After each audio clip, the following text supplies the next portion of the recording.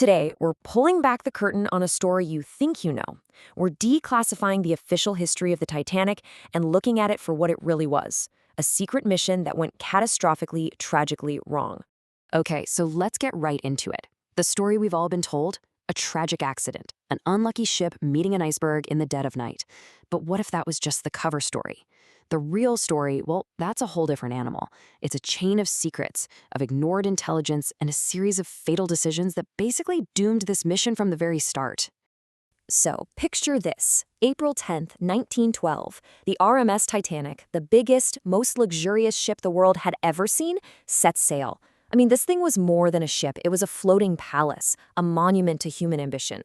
But with all that grandeur came a powerful promise, a promise that, as we now know, was impossible to keep.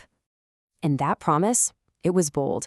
The company's own vice president publicly declared that the ship was, and I quote, unsinkable. And this wasn't just some clever marketing slogan. No, this belief was supposedly baked into the ship's very design. It had these revolutionary safety features, 16 watertight compartments that were supposed to keep it afloat even if 4 of them were completely flooded. 4! On paper, it sounded foolproof. And you have to understand the scale of this thing. We're talking about a vessel that would cost around $400 million to build today. This wasn't just a ship. It was a massive statement of power, of progress. But behind that incredible, glittering facade, the mission was already deeply compromised. Right, so as the Titanic pushes across the Atlantic, the mission's command center, the bridge, starts getting critical intelligence. Intel about some serious threats up ahead in the operational zone. And this wasn't just a single warning. Throughout its final day, the intel just kept pouring in. We're talking about at least seven distinct ice warnings. You can see how the threat level just keeps escalating, hour by hour. The danger is becoming crystal clear. And yet, Command makes a decision that honestly is just baffling. Despite all that intelligence screaming danger, Captain Smith doesn't slow down, not one knot. See, the mission had a secret secondary objective, smash the transatlantic speed record. And who was pushing for this? Reportedly, the company chairman himself, who just so happened to be on board for the maiden voyage. The pressure was on. On top of all this, the operational environment itself was becoming hostile. Think about it. A moonless night, which means pitch black darkness. The sea was described as a flat calm, which sounds nice, but it's actually terrible news. It means no waves are breaking at the base of an iceberg, nothing to give away its position. And then, you can't make this up, a critical piece of gear, the binoculars for the lookouts, was locked up. And the key? Oh, it was accidentally taken by an officer who got reassigned at the last minute. The deck was seriously stacked against them. But the threat wasn't just out there in the water. No, the real secret, the Titanic's true Achilles heel, was an inside job. It was built right into the very bones of the ship, a conspiracy of cost-cutting and some really, really bad compromises. And this is where you really see the central deception.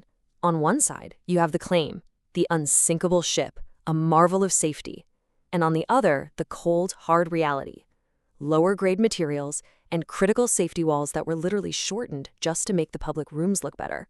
Grandeur was picked over safety, and that choice made the ship fatally vulnerable. Okay, so let's dig into that. When they analyzed rivets pulled from the wreck, what did they find? They were made from a lower-grade iron, not the strong steel you'd expect. And that's a huge problem because that cheaper iron gets super brittle in freezing cold water. Then you have the bulkheads, those watertight walls.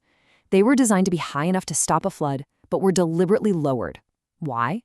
To make the first-class staircase look more grand. It was literally a fatal sacrifice of safety for the sake of aesthetics. And then, at 11:39 p.m., it happens. The external threat becomes a horrifying reality. The iceberg is spotted, but it's already too late. Way too late. Now, this wasn't the head-on crash you might imagine. It was much worse. A long, grinding scrape along the side of the ship. All that pressure just popped the heads clean off those weak iron rivets, one after another. It opened up the hull seams like a giant deadly zipper. The mission had just entered its final fatal phase. So, water is pouring into this ship that everyone believed was unsinkable. The crew scrambles to start the evacuation. But as they get to the lifeboats, a horrifying truth hits them. There aren't enough. Not even close. Just look at these numbers. The regulations at the time were so outdated it's almost criminal. The ship legally only had to carry enough lifeboats for about half the people on board. Half. And to make an already terrible situation even worse, a lifeboat drill that was scheduled for that very day was canceled. The captain just called it off. So, in the middle of all this chaos, with many passengers still in disbelief that the unsinkable ship was actually sinking, the first lifeboats are launched half empty. People were afraid to leave the safety of the giant ship, and in the end, 1,500 people were left behind. Okay, so we're moving to the final piece of the puzzle. And this might be the most damning secret of the entire night. As the Titanic is sending out frantic distress calls, another ship is out there. A ship so close, its lights are visible on the horizon. That ship was the SS Californian. And get this, it had stopped for the night because it was surrounded by the exact same ice field that had just crippled the Titanic. They were the closest hope. The only hope, really. I mean, just let that sink in for a second. The Californian had sent the final, most direct warning to the Titanic, but the Titanic's radio guy, busy sending passenger messages, basically told him to shut up. So the Californian's operator just turns off his radio for the night, minutes before the collision. Later, their crew sees the distress flares, but the captain just dismisses them as party fireworks. Can you believe it? Help was right there, but because of arrogance and protocol, the call went unanswered. So, what really sank the Titanic? It wasn't just an iceberg. It was a whole chain of human decisions. The decision to go for speed over safety. The decision to choose looks over structural integrity.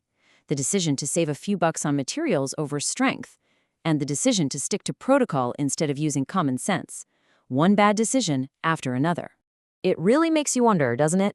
What kind of hidden chains of decisions are shaping the big events happening right now in our own time? What are we missing? That's our deep dive into the declassified story of the Titanic.